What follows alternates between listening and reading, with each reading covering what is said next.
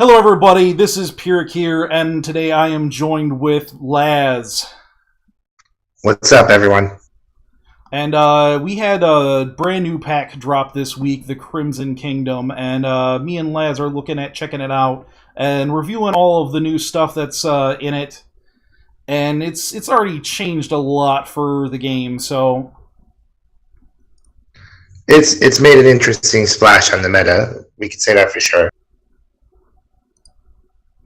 and the nice thing is, like, as opposed to some of the packs we've gotten, a lot of the stuff's actually just cool, so a lot of people are just happier with this pack than usual. Well, yeah, you got some iconic cards. You got some legacy support that I'm surprised was released this fast in the game because we're looking at older archetypes like Buster Blader, Dark Magician, stuff like that. We got Dark Paladin alongside Buster Blader, Dragon Destroyer, Swordsman, which is not even 3 years old. Nice, nice.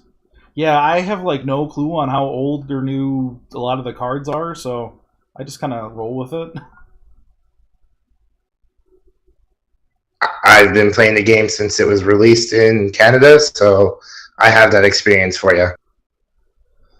All right. Well, I'm gonna save this one for just a second because we're probably gonna talk about that for a little bit. But we'll hit up with Vampire Lord, the card right on the front of everything. Everyone was pretty psyched to see this card, and it's a pretty cool card. Nothing else, it looks pretty sweet. Vampire Lord's interesting. His effect can be game changing. Our problem is in the format that we're in, he's slow.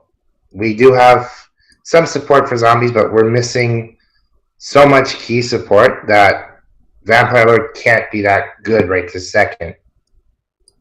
I think the best home for Vampire Lord's probably going to be in Bluff Trap, since it's the best deck at just bringing out random dudes, and he does have a solid effect, and so he's a 5-star. He's 2,000, 1,500. So his stats are okay. They're not amazing for being a tribute monster, but he's got the effect: when this card inflicts battle damage to your opponent, declare one type of card, monster, spell, or trap. Your opponent sends one card of that type from their deck to the graveyard. And once per turn, during your next standby phase, after this card in your possession was destroyed and sent to the graveyard by an opponent's card effect, special summon this card from the graveyard. So he's got a giant brick of text on him. Brick attacks just, but see, what comes into play here is his secondary effect, being able to revive himself after getting destroyed by effects like Order to Charge is pretty prominent when Order to Charge is one of our biggest removal cards in the game at the moment.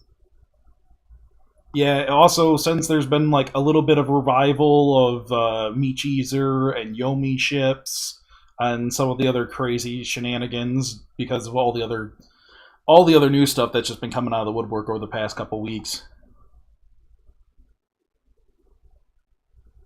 Well, everyone's trying to play something a little bit different instead of just going straight for the meta like usual. We've seen random Mako decks hitting King of Games this week. Yeah, no one was playing Mako for quite a while.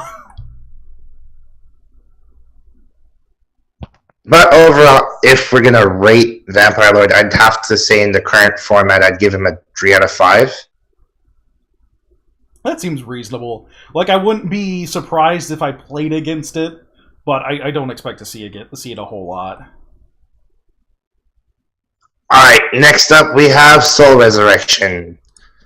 And the card text state: activate this card by targeting one normal monster in your graveyard. Special summon it in defense position. When this card leaves the field, destroy that monster. When that monster is destroyed, destroy this card. Pretty normal fixed monster reborn.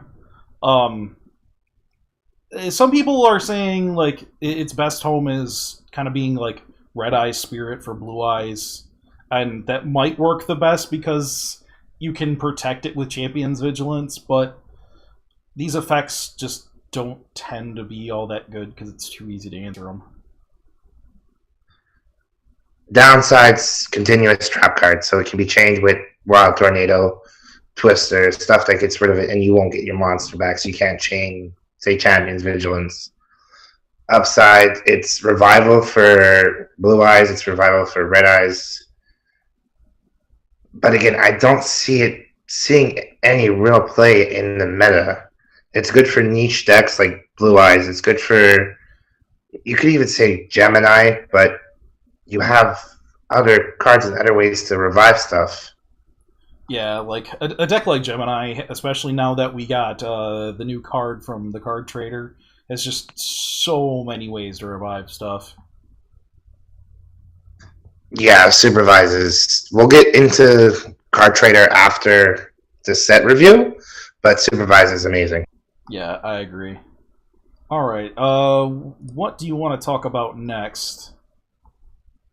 Well, I mean, we can hit up Blazing Genpachi really quick. I mean, Blazing Genpachi's pretty self-explanatory. He's huge. He's normal. He's a power creep beater.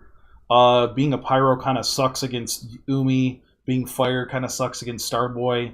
Things I didn't think people would like. I would be talking about, but yeah, he's good. His downsides are obviously zero defense, weakness to Starboy, Yumi, random jank decks can blow out your Blazing Genpachi. He power crept your Dunamis, but Dunamis is still 18 with a 1050 defense solidly enough that you can mirror wall and keep her on the field. Yeah, and Impachi and his new brother Angus, he can't really save those guys with mirror walls. Same with like Sonic Duck. None of them really survive that way. That is one of the definite advantages of Dunamis. He's still a solid overall beater. It's just the random Mako matchup. He's worse than Dunamis. Yeah. They did add a few new Psychic cards to this set, and Reinforced Human Cyborg is decent, but I still don't think Psychics are anywhere near there yet. But I could be wrong. Somebody could be good and have figured something out, but... Well, Reinforced Human Cyborg. 4-star, up to twice per turn, you can play one Psychic-type monster from your graveyard to have this card gain 500 attack. With that being said, his gain is permanent until he leaves the field. So he's realistically hitting the field for 2,500 if you can do it properly. And recursion, so you can keep recycling and banishing from your graveyard to keep pumping him up. Now, the downside is Psychics don't have... They have some, but they don't have a lot of support yet. We have a few things, but nothing that makes Psychics scream potential yet. Yeah. He's like... In the future, going down the way, if Psychics do something, I imagine Cyborg's going to have a lot to do with it. He plays really well with stuff like Enemy Controller and all of that. Like, you know, if you got to fight into mirror walls, Destructicon's pretty good. Yeah, overall, the Psychic archetype and the Psychic type itself are good, but we don't have the cards that make them good. I'd have to give him at least like a 2 out of 5 for now because he's lacking support. Yeah, he might do something more later. Just kind of like the Thunders. We got Bro Hunter at Ultra Rare. You know, when this card is normal summon, you can add 1 level 4 light Thunder monster from your deck to your hand except Bro Hunter. So he is just a linchpin in an engine of generating a whole bunch of little Thunder dudes. Yeah, he's the mainstay. He's your searcher. That's why he's the Ultra Rare, right? He's good. He's solid. Hunters have potential. The problem is we don't have access to exceeds. We don't have any real support for them as of yet, unless you include Mech-U, the Magical Mist, but no one counts that really. Yeah, I mean, like, they have 2 different field spell skills between Mountain and Umi, and they have the Magical Mists, but other than that, they're all kind of tiny. and there isn't really like a good way to use them. As of yet, there isn't. They're just tiny. Yeah. So, card Similar, itself. similar to the hunters. I mean, like the card itself is pretty nuts. Like searching powers like that is pretty nuts. They have potential eventually, but like we have a similar thing where they just started to give us more zombie support, and we have Gozuki here, and Gozuki's got great stats and an insane ability, but with all of the other field spells and other power creep beaters, like 1700 is a little on the small side right now. He's a counterpart to Mizuki, which is a better card overall. We have Gozuki here, 4-star, 17, 18. During your main phase, you can send one zombie-type monster from your deck to the graveyard. If this card is sent to the graveyard, you can banish one zombie-type monster from your graveyard, except Gozuki. Special summon one zombie-type monster from your hand. You can only use each effect of Gozuki once per turn.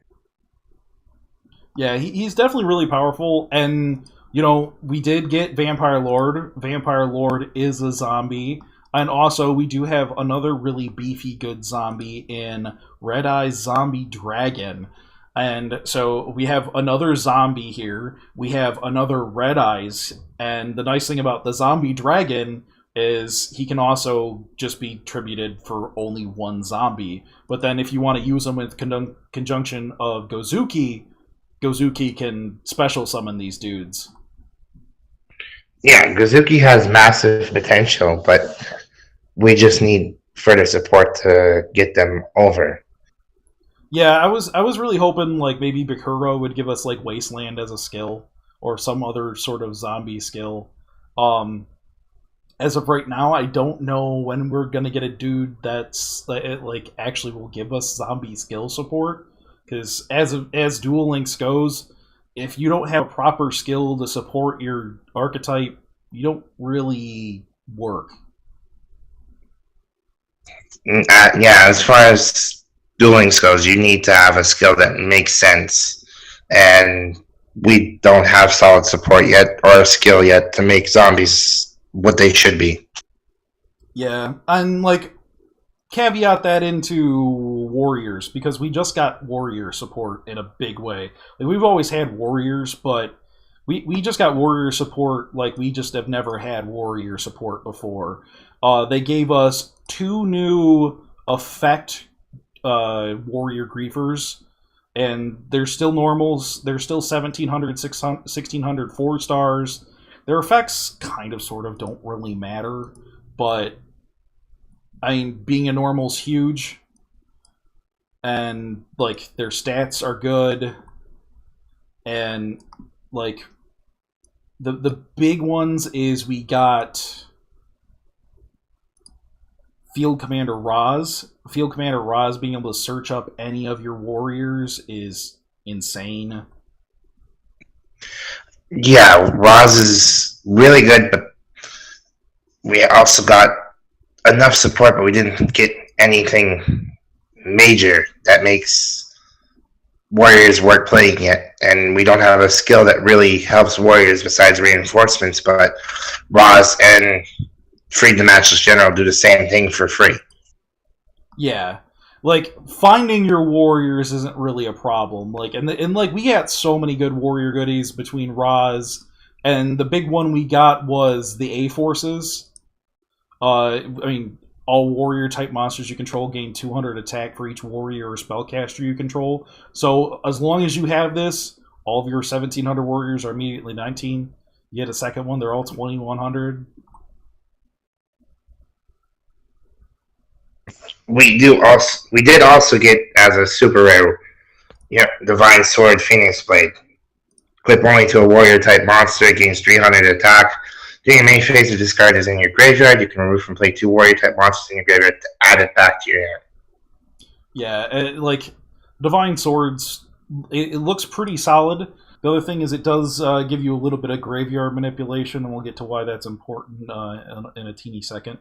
Another one is we got the warrior returning alive. Not like it doesn't strike me as like the best thing to be doing, but it's definitely a thing that you might want. Target one warrior monster in your graveyard and add it to your hand with no cost whatsoever. It's a solid card. We just need better warriors. Yeah, and like we did get both the Freeds.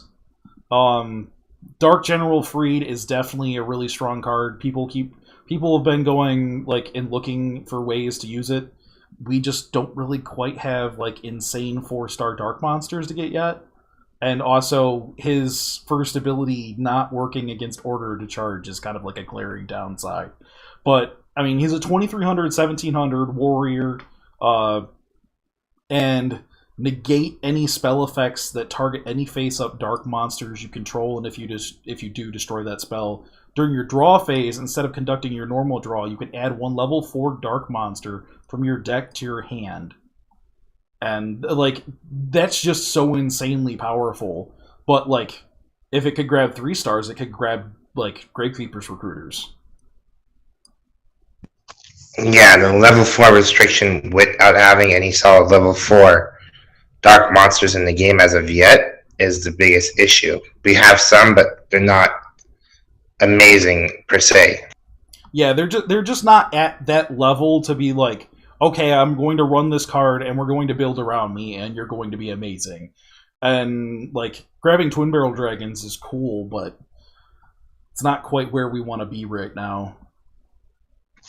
We did get Freed the Matchless General, which 5-star warrior, negate any spell effects that target this card. If you do, destroy that spell card. During draw phase, instead of conducting your normal draw, add one level 4 or lower warrior type monster from your deck to your hand. This card must be face up on the field to activate and resolve this effect. Really solid card. Oh yeah. Even being a 1 tribute. Really solid. The thing is, again, not enough warriors to make him worthwhile. We don't have any solid level, any of the level 3 warriors that are really solid and really make the game, like make warriors better. We do have some decent level 4s, but again, nothing amazing. Yeah, it's definitely an archetype that feels close. Like even if like just somebody had Sogen as a skill, like that would be that would make such a difference. But we don't. For whatever reason, they just decided to not give Joey that skill for reasons we don't understand. Definitely should have given Joey that skill. Would have made sense. He uses warriors, beast warriors, all that stuff in the anime, in the manga and stuff. So not getting that skill sets back our warriors. But we do have sets coming out in the future. We do have. There's potential. There's tons of potential. Yeah, there's definitely tons of potential. And next card I want to move into, since they brought him into Duel Links into a big way, is they brought in the Buster Blader and all of his supporting weapons. But the big daddy is Buster Blader, the Dragon Destroyer Swordsman. Level 7? Sorry, level 8, Warrior Fusion effect, 1 Buster Blader plus 1 Dragon type monster. Monster Fusion summon cannot be special summoned by other ways. This card cannot attack directly. This card gains 1000 attack and defense for each Dragon type monster your opponent controls or is in their graveyard. Change all Dragon type monsters your opponent controls to defense position. Also, Dragon type monster in your opponent's possession cannot activate their effects. This card attacks the defense position monster and inflict piercing battle damage to your opponent. Yeah, being this giant dude that deals piercing damage is pretty insane. And, like, his... Like, being a little bit flexible and being able to use any dragon-type monster is kind of nice. But him not being able to attack your opponent directly is such a massive downside. He is good. He's sort of fair because if your opponent's playing pure dragons, he can hit over 10,000 easily. The problem is, again,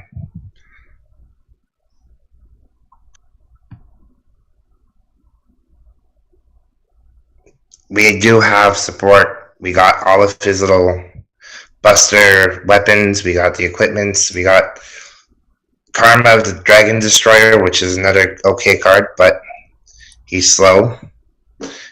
He's just can't attack directly. It hinders him. Yeah, and like we got Buster Blader, the Destruction Swordman, which was kind of sweet, and he's got the same stats as regular Buster Blader, which we also got. Both 2600, 2300 effect warriors. They're both 7 stars. Being 7 stars is huge, thanks to 3-star demotion. We'll see how long that lasts, though, if it gets nerfed or not.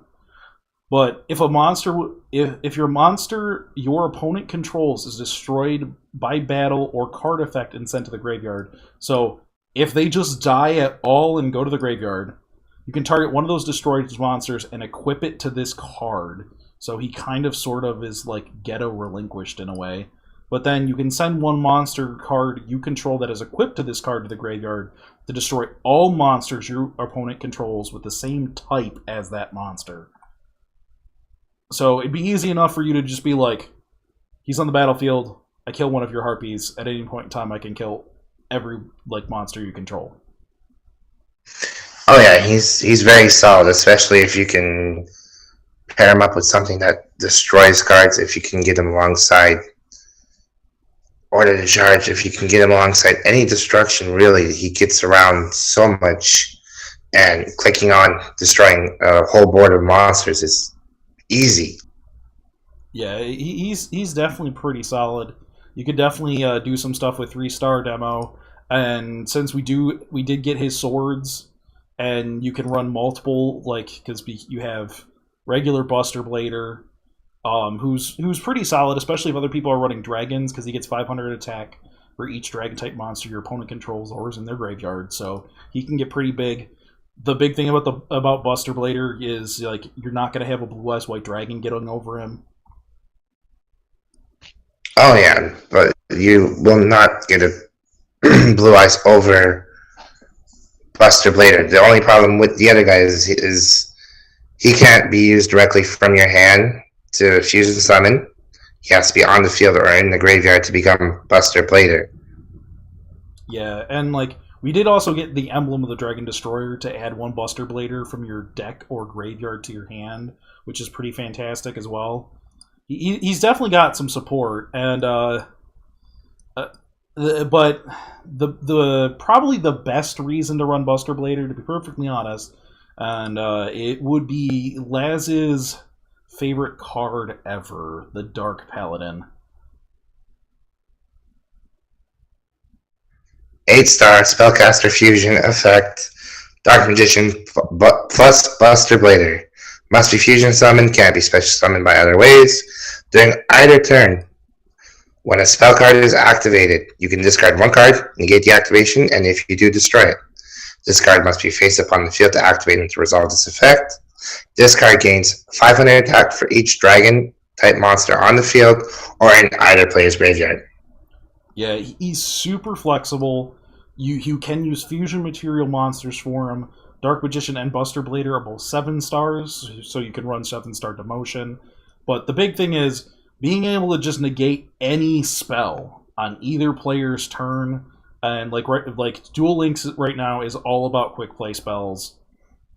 And to some extent, non-quick play spells as well, because you can negate Soul Exchange or Thousand Knives. Double Summon, Dark Magic Attack, Thousand Knives. The meta is predominantly spell cards. And, he's a 2900, 2400, so he's bigger than pretty much everything. Due to his Dragon Claws, Blue Eyes White Dragon doesn't get over him, and Blue Eyes White Dragon's kind of usually the top of everything because Kaiba Man is a thing.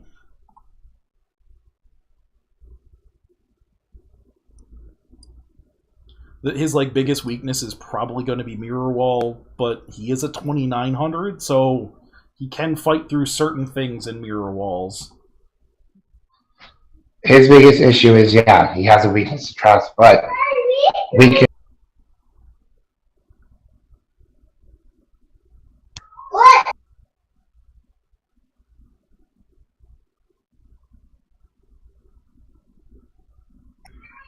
There's also ways around traps. You can also run trap jammers. You can also run 7 tools, even though I kind of advise against it because of our life point issue. Yeah, paying a But quarter of he's your such life a points. solid card. Paying a quarter of your life points to stop one trap is pretty extreme. At the same time, it could cost you the game if you don't, right? So it's just, as a whole now, he's easily one of the better cards in the game because he's so simple to get out. You can use fusion substitutes to get him out. And he's just massive. Yeah, I definitely have a feeling he will find a home eventually, for sure. Built-in negation is also amazing. I don't care what anyone has to say. Oh yeah, and being able to do it on each player's turn, it's just super strong. I mean, his biggest problem is just like the downside of being a fusion monster and being a 3-card combo. Yeah, that's his biggest downside, but there's ways to search out his pieces. There's ways to substitute the fusion. There's ways to get him on the field. Yeah, and I will say I have actually ran across him in ranked, and I did not win. He entered the battlefield, I killed a Buster Blader, and I proceeded to not be able to resolve a spell ever again and died.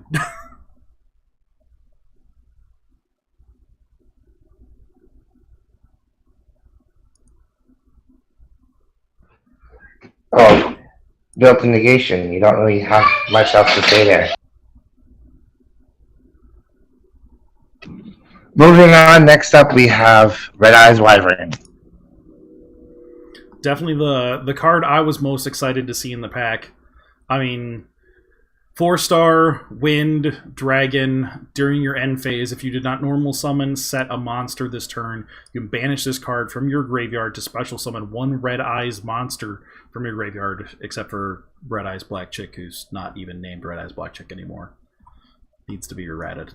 But he's an 1800, 1600 4-star. Right now, he's, I think, our 4-star in the game with the best.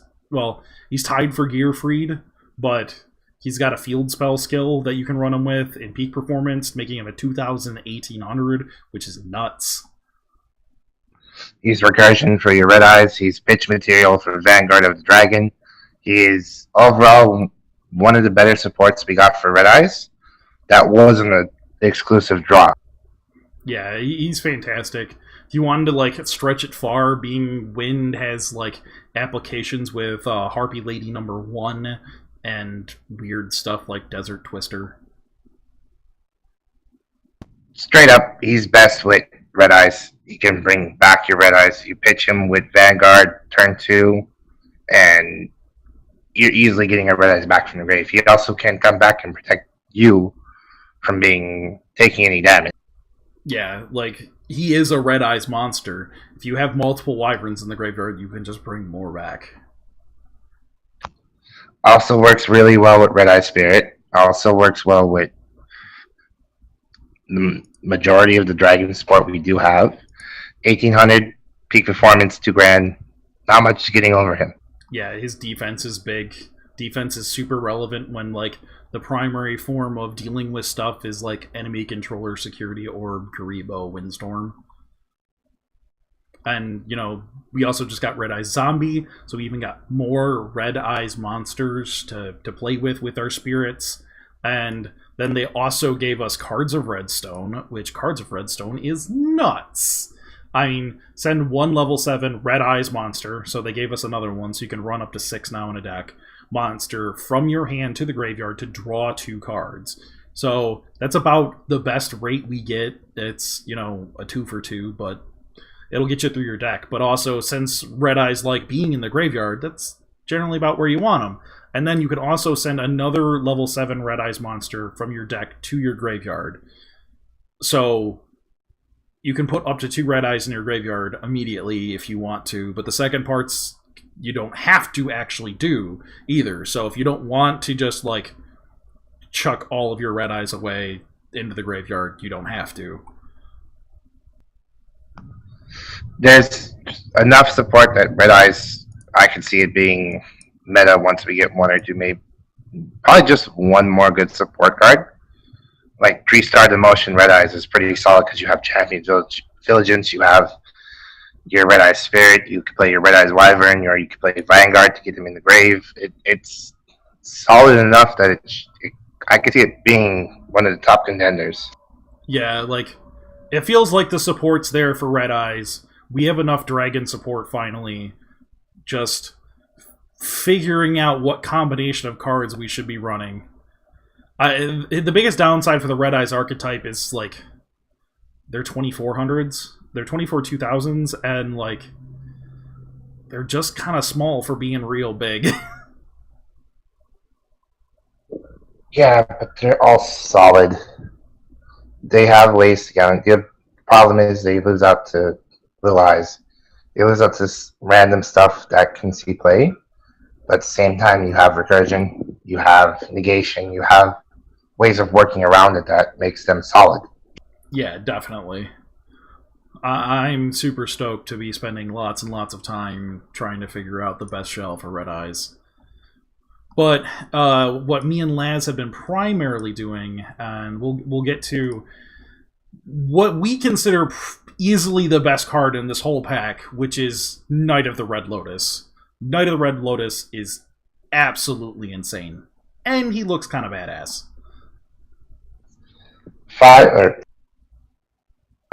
6-star Fire Warrior effect. If you have exactly 3 normal monsters in your graveyard, you can special summon this card from your hand by removing or play 2 normal monsters from your graveyard. Once per turn, select and special summon 1 level 4 or lower normal monster from your graveyard.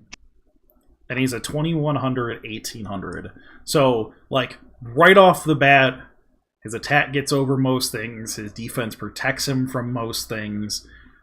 You don't have to special summon him, but you can special summon him if you happen to meet the condition.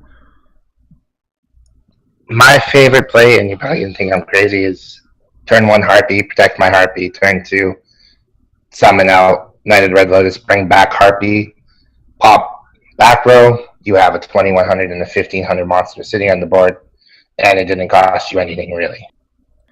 Yeah, like, just being able to, like, endlessly chain, like, MSTs on a body is just absolutely disgusting. Like, single-handedly overnight changed, like, the way you play Harpies. Just Tribute summoning him out is perfectly fine. He's essentially, like, Harpy's chief.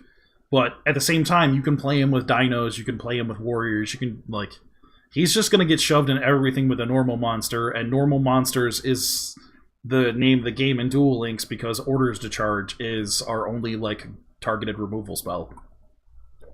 And constantly giving us fodder for our Order to Charge and our enemy controller tributes and our normal effects that need to get off. And he's a big body that's hard to get over. Even Windstorm and Econ and Security have a hard time getting over 1800 defense.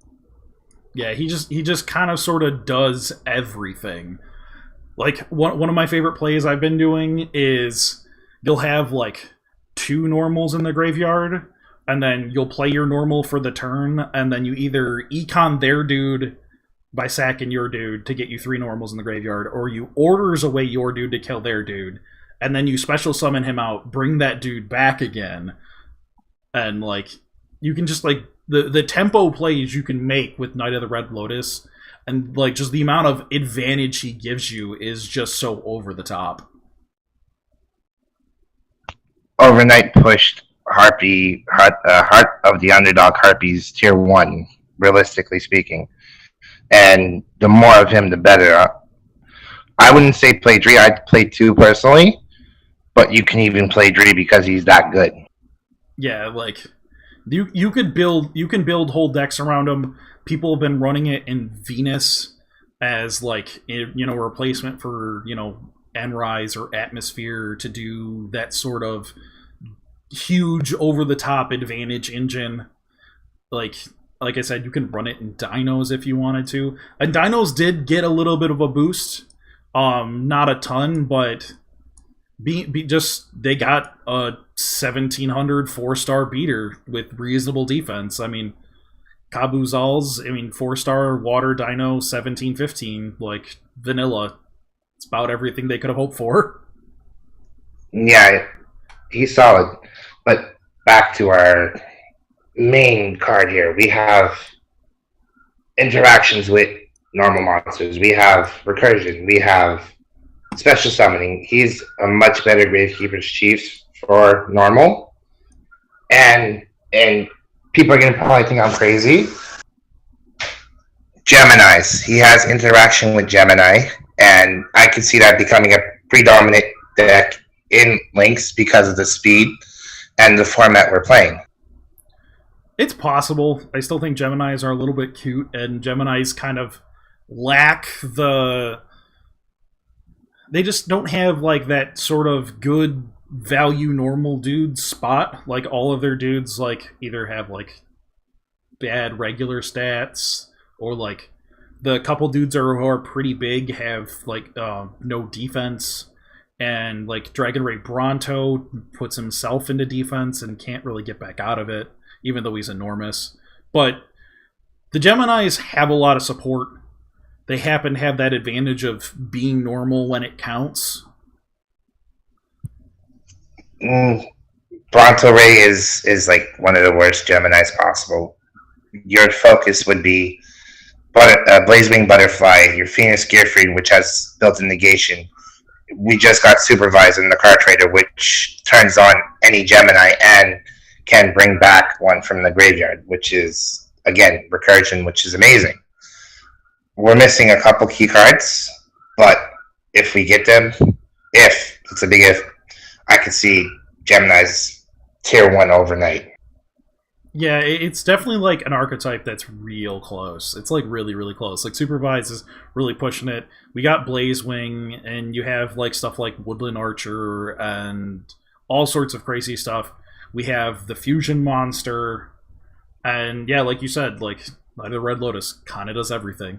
You have normals, we can give you 1,000,000 of them.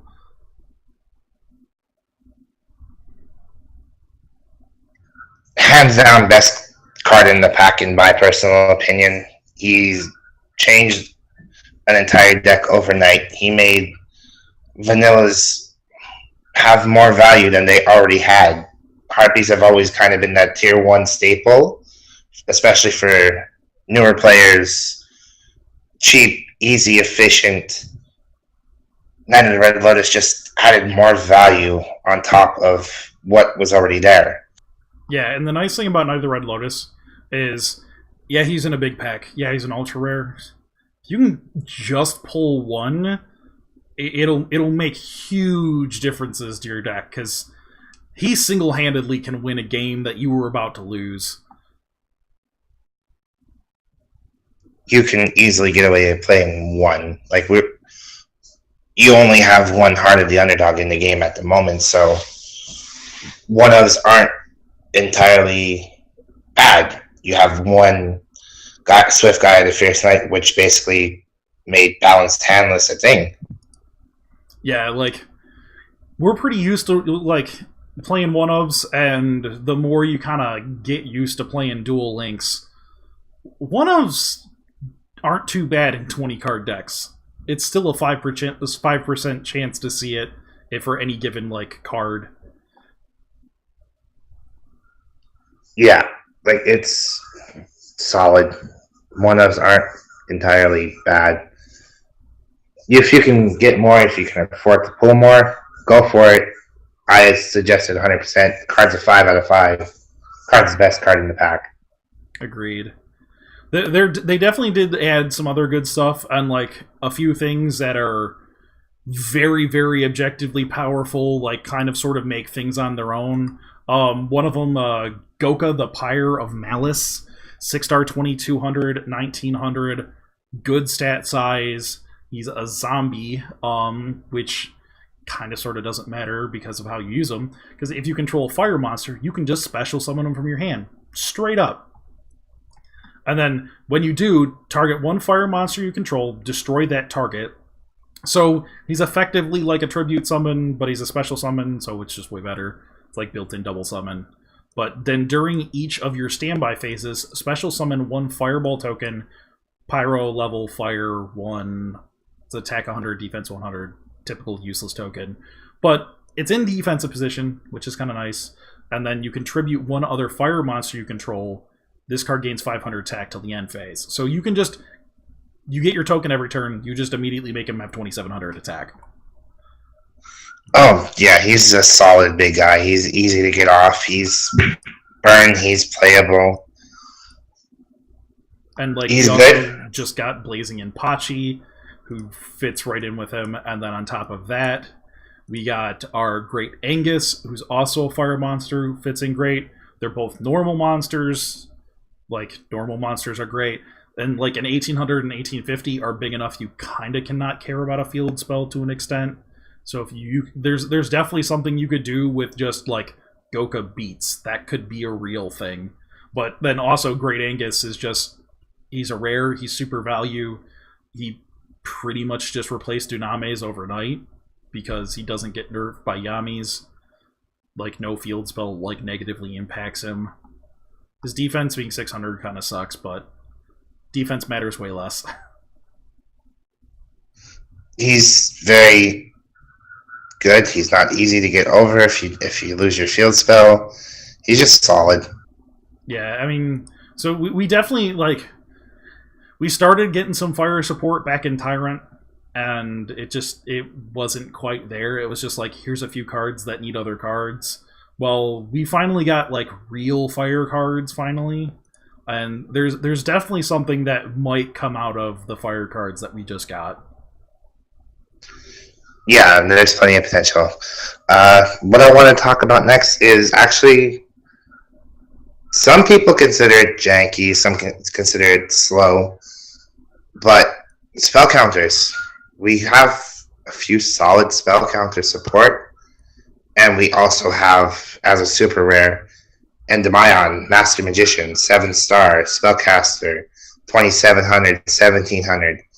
Special summon this card from your hand or graveyard by removing 6 spell counters from a magical citadel of Endymion you control. If summoned this way, target one spell card in your graveyard, add that target to your hand.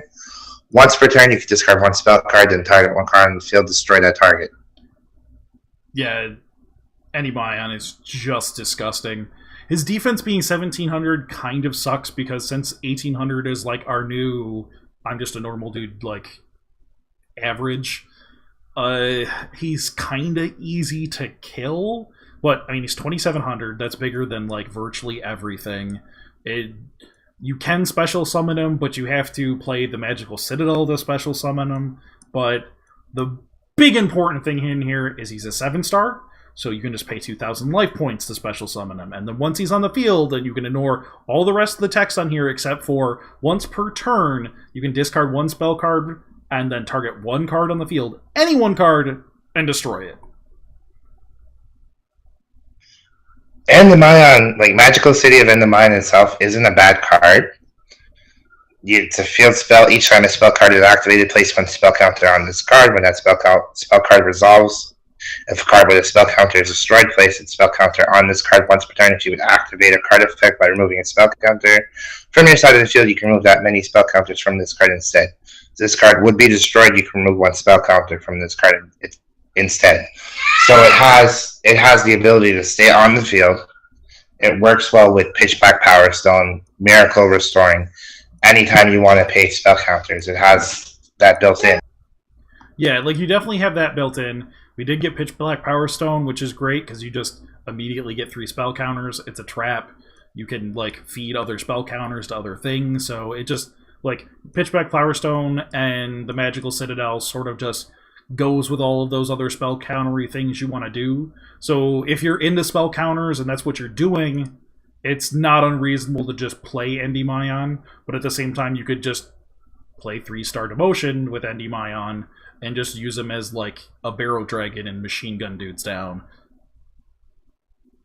He's definitely a little bit more solid than Barrel Dragon and 3-star Demotion because you just discard a spell card, which majority of your deck is spell cards, to be honest. You're running, what, 9 or 8 level 7s, Supremacy Berries, stuff like that that keeps you alive enough to play your cards, and getting rid of any card on the field is just a plus. Yeah, I mean, a card that encourages you to use cards that you already wanted to play is just I mean, that's all you can ask for. Biggest downside again is his defense, but blow crap up and you'll be fine. He's already started seeing a lot of play, but like, you know, like you said, we have like Pitch Black Power Stone, we have the Citadel, but not just that. Like they gave us a few other like real like cards that are decent, like Maiden of the Macabre. She's a 4-star. She's Dark Spellcaster, 1700, defense 0. You know, important part is she's 1700, which means she's a 1900 under Yami, which, you know, we actually have a skill for spellcasters.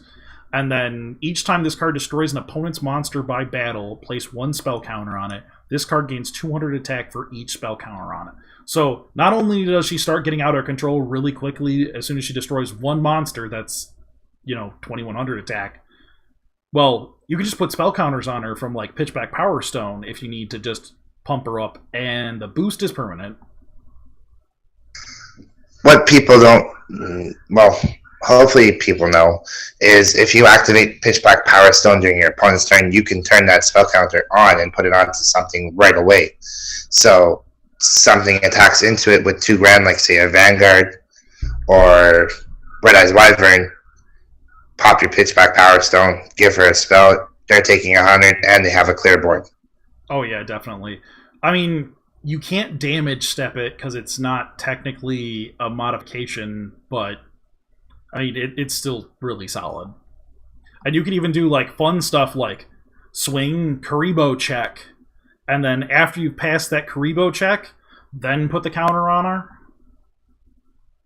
Yeah, she has potential. One of my favorite spell counter cards wise, that's a 1 tribute, I believe 5-star spellcaster effect, Magical Marionette. Like, he's one of my favorite. He's seen play back in the day because he has an amazing effect. Each time a spell card is activated, place 1 spell counter on this card. When that spell card resolves, this card gains 200 attack for each spell counter on it. Move 2 spell counters from this card and target a monster on the field, destroy that target. And that's just solid. And if you're playing the End of Mayan build with Magical City, you don't have to take spell counters off of him. You can just feed them from your Magical City. Yeah, it, like, works great with Pitch Black Power Stone. There could even be some, like, weird, funky, like, bluff trap spell counter deck between, like, you know, the Magical Marionette and, like, other cards. Like, he gets big enough, his defense kind of stinks, but, you know, he can just machine gun down monsters. And then, like, you could also, you know, like, you can storm away Power Stones. Storm's going to put counters on him. Field spell gives you more things to storm away. Like, there's definitely, like, potential here.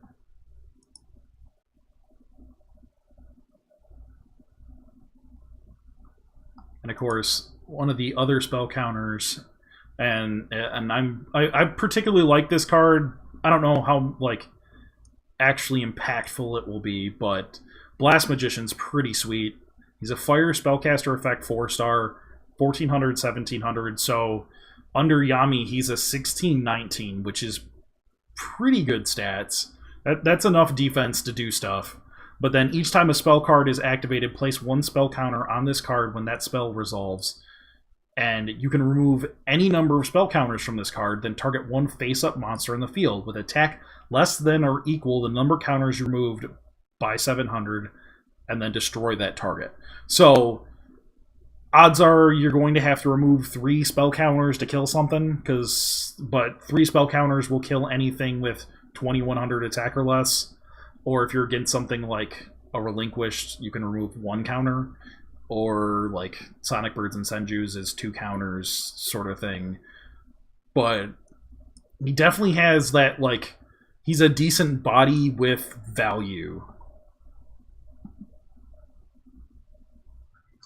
He's okay. Like, even back in the day he wasn't played. He's solid if you can make him work. And you can, if you're running Econs, Windstorms, Secure Europe, stuff like that. So he's not bad overall. Another one I wanted to talk about was, and excuse my pronunciation because this card is hard to read, Tenma Tai or Tenmai Tai. 6-star warrior effect. Your opponent cannot activate cards or effects in response to the activation of any monster effect activated by a monster that was normal summon set. 2,400, 1,000. He's basically a monarch, which we haven't gotten yet, but having the ability to stop response to monsters that summon that have effects when they're summoned is really good. Yeah, he's definitely been like one of those where everybody's been like, you've been hearing a lot of talking about him. His effect is really powerful. I don't think his effect is super useful right now, but he's got reasonable stats with being, and he's like just a 1 tribute, so he's not the worst. And we have enough ways to cheat out 1 tributes now between like doing bluff traps and soul exchanges and etc. He's just a solid card, realistically, and I can see him seeing play when we start getting monarchs and we start getting the cards that activate when they're summoned. So he's something to keep an eye on. Definitely.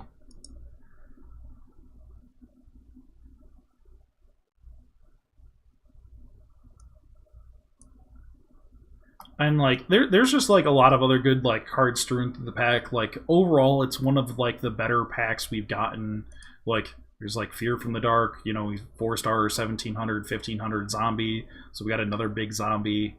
And when this card is sent from your hand or deck to the graveyard by an opponent's card effect, you can special summon it. So like if you need like anti-mill, or if we get more like real discard effects, we already have that card for it.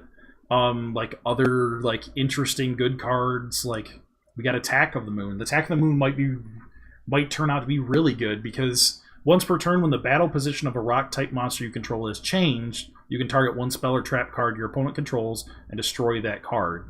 And so that's once per turn. And we have like most of our ways of dealing with stuff is position changers, but most importantly, you have Guardian Statue, so this is pretty solid for clowns.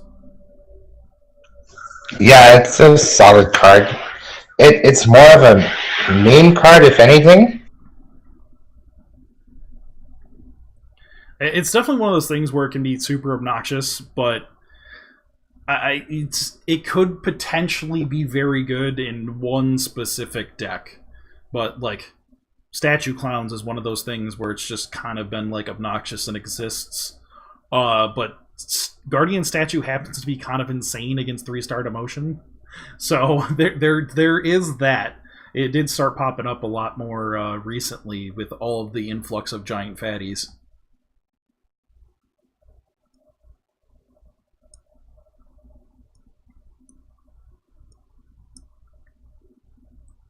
Yeah, we also have Speedbird, but I don't really see Speedbird seeing any play right this second, because it only targets level 2 or lowers. He's solid, but we don't have a Exit engine. We don't have the Synchro engine. We don't have stuff to make little guys be worth playing. Yeah, like we just don't have that right yet. The only real little guy deck is just Agent Venus. And like it's just like all of the other like decks that incidentally use little guys, like they're not built around using little guys. Like you have stuff like Burn or Weevil that use pretty smallish guys. And like they did add a new interesting card of sorts for them, Mushroom Man #2. 3-star warrior effect. Why a mushroom is a warrior, I don't know. 1,250 attack, 800 defense. His stats are pretty mediocre. A player controlling this monster loses 300 life points during each of his or her standby phases when this is face up in the field. So obviously it's really bad for you. But control of this card is shifted to your opponent by paying 500 life points at your end phase. So you play it, you pay 500 life points, you chuck it to your opponent, they immediately lose 300 life points, and they might lose 500 to give it back to you. So it's kind of sort of a Bernie card, but like giving your opponent's cards to feed to their enemy controllers isn't particularly good. No, and that's one of the downsides of Nimmo Musasabi as well, because they get two 800 attackers by destroying your one card, so you're taking 1600 damage as well. That's why I don't see him being that good. He's okay. Nothing against him personally, but he's not good. Yeah, I don't like it. It's just one of those things where when we have 20 card decks, you just only have so much space. Like we don't have the need for filler. All of our decks are pretty tight.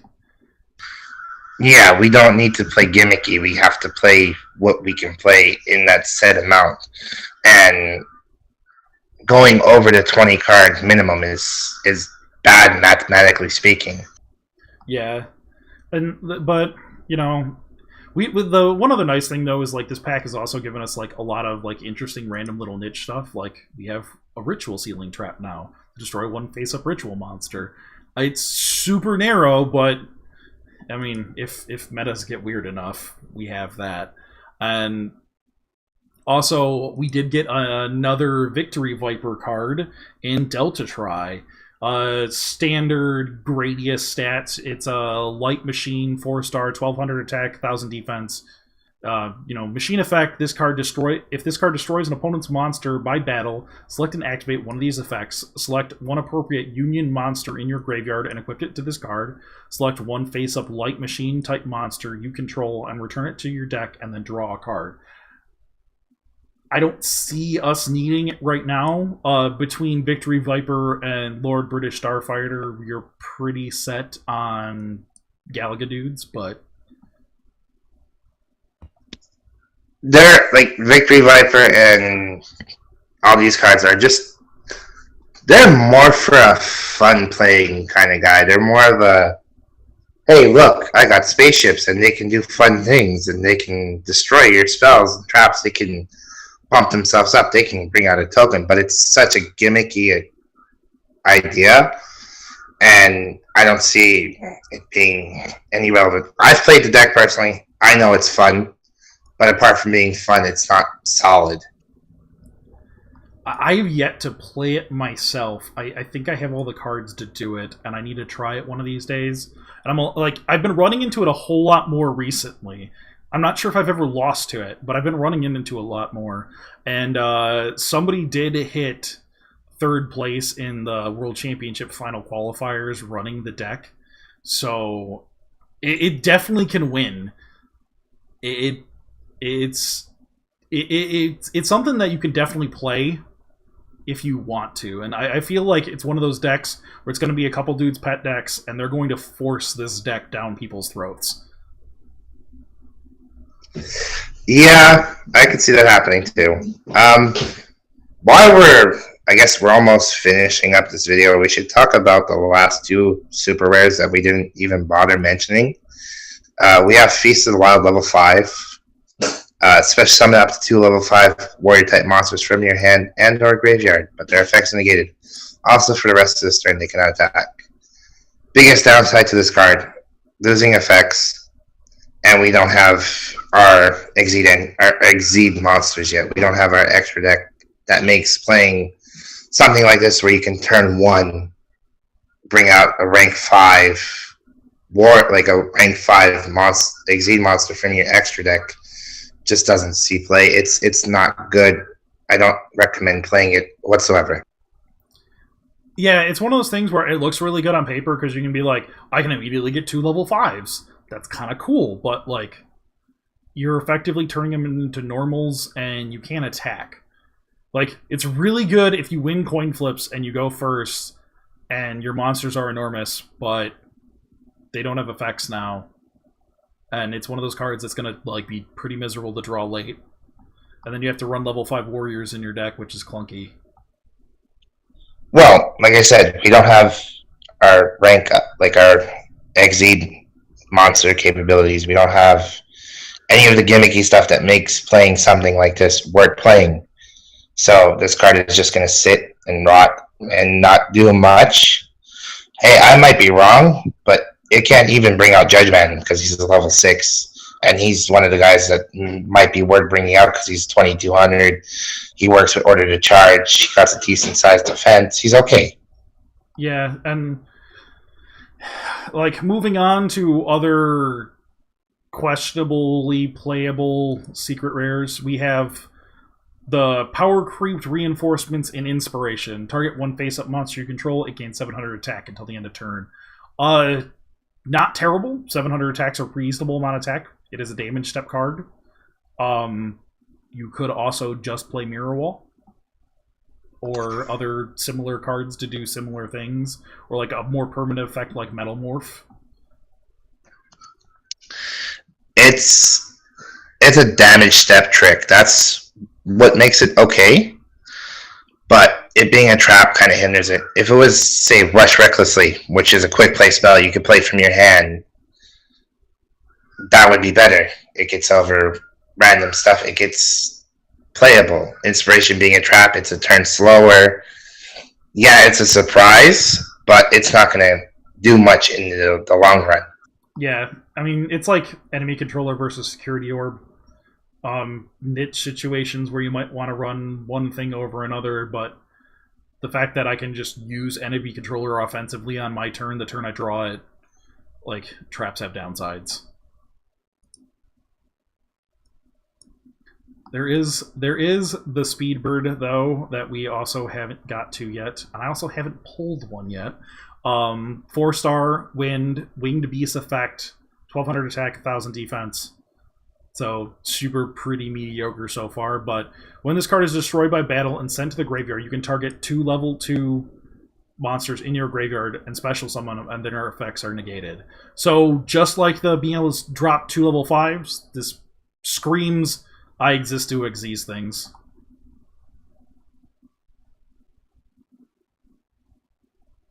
Yeah, like you mentioned earlier, it's okay in Venus because it brings back your Shine Balls feature order charge, but other than that, it's not really that good.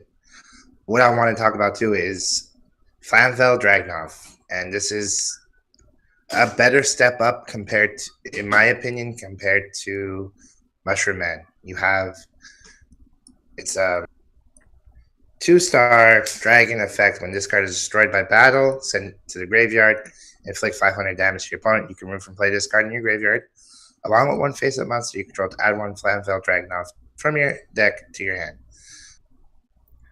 Biggest downside with him is you have to remove a face-up fire monster you control to do it. But, I mean, just immediately can, just nugget guy for 500 damage for dying. It's pretty solid. Alongside all your burn, like Burning Land and your Mask Restrictor, you're playing in Weevil. This guy dealing 500 and just doing it for fun is okay. You don't really need the secondary effect. You can ignore the rest of his text. But he's overall solid. 1100 isn't nothing to scoff at either, especially when you're forced to kind of play weird against Weevil. You kind of have to make your moves carefully, and one slight misstep and you're done. Yeah, and like, since just the nature of this game's a little bit different, if like, say you definitely wanted to go into this pack, but like didn't go into the pack that got you your Lady Assailant of Flames, which Lady Assailant of Flames I would say is generally just kind of better than this card. Like the difference between 500 and 800 damage isn't as horribly huge in something like Teaburn, so you could get away with running like a couple of these guys instead of Assailants. Won't be the end of the world. Well, another thing too is he works with Sonic Bird. You can bring him back with Sonic Bird and smash in to deal that last 500 you need if you really wanted to.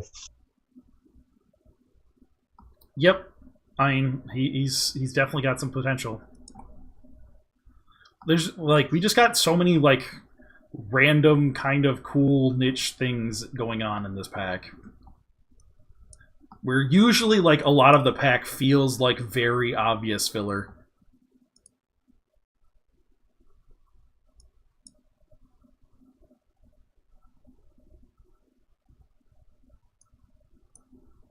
Like overall, the pack just it met some requirements we were missing. It made some really impressive changes to certain decks. It overall is good pack. It gave us some niche, fun things like Spellcounters. So the pack in itself is just really good.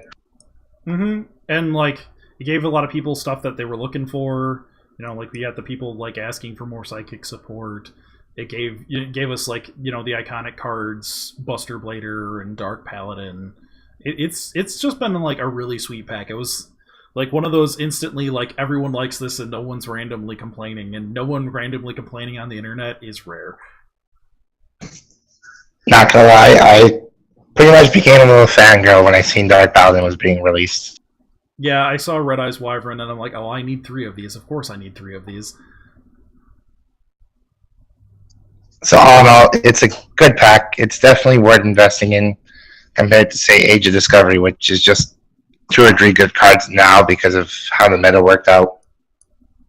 Yeah, it's not like your average pack where it's just like, I'm doing this for 2 cards. Well, comparing it to say like Chaotic Compliance, there's only so many interesting cards, and you really didn't get much outside of random support for random things. Yeah, or like, right before this pack released, I finally got my 3rd Dunames because, like, well, clearing through 200 card pack, you know, just to get those cards really, really sucks. And then immediately I'm like, well, I'm not running these in anything anymore because I have Angus. I wouldn't discount Dunamis yet because she's still an 1800 beater by herself.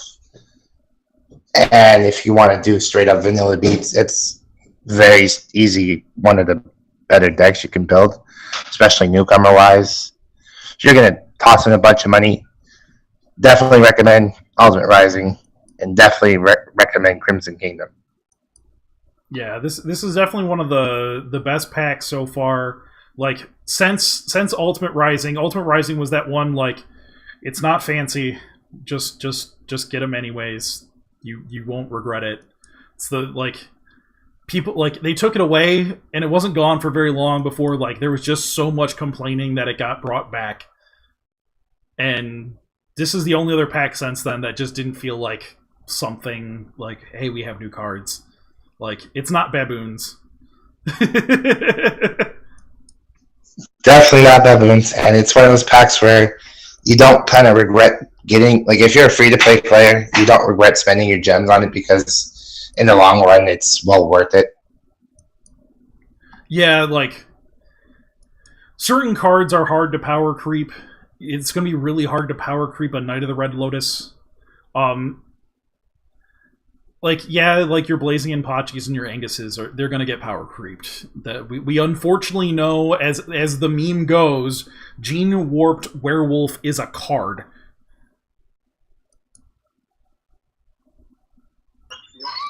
Hey, we're getting Mokuba in a couple of days, and he has a 2004-star Vanilla Dragon just for fun. Yup. Yeah, it's Yu-Gi-Oh! Eventually they just start adding numbers to cards, so...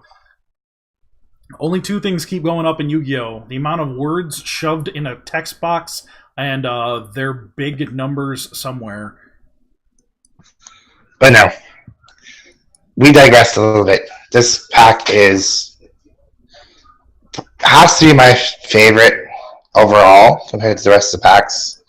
If you're just jumping in, definitely hit Ultimate Rising and Crimson Kingdom.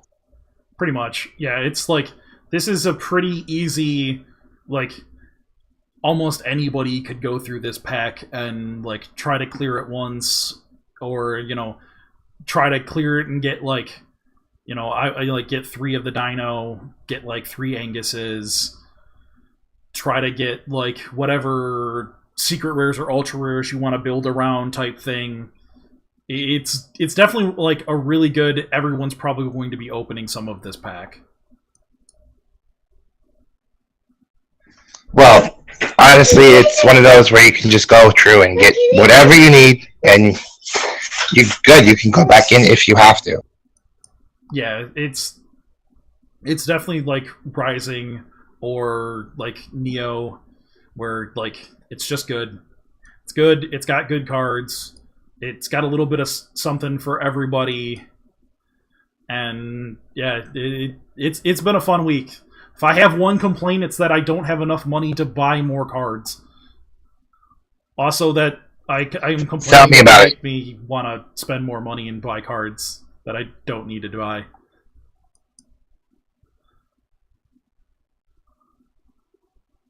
Laz has screaming children that need to be fed. Or he could, buy deep alleys.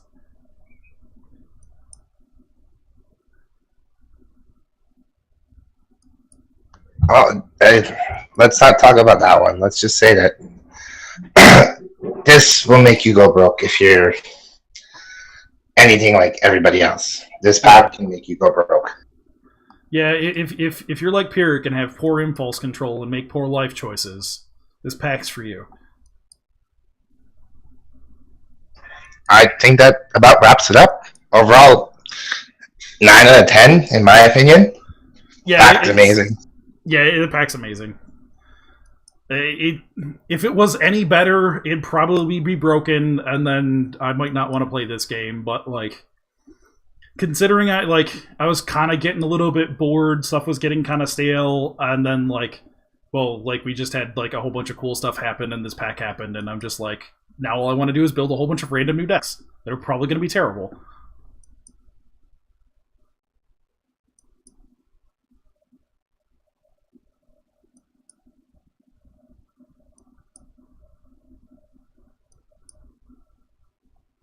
Grinding is a drag, and this new pack coming out, certain events we had, the World Qualifiers, like all that's been going on the last couple of weeks have been kind of revitalized the game.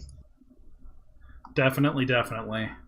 All right, everybody. Well, we're going to wrap it up for this video. Stay tuned for more videos from both me and Laz coming out. And thank you, everybody, for listening. Have a good night, and I'm going to enjoy the rest of my weekend. Take care. Thanks for watching. See ya.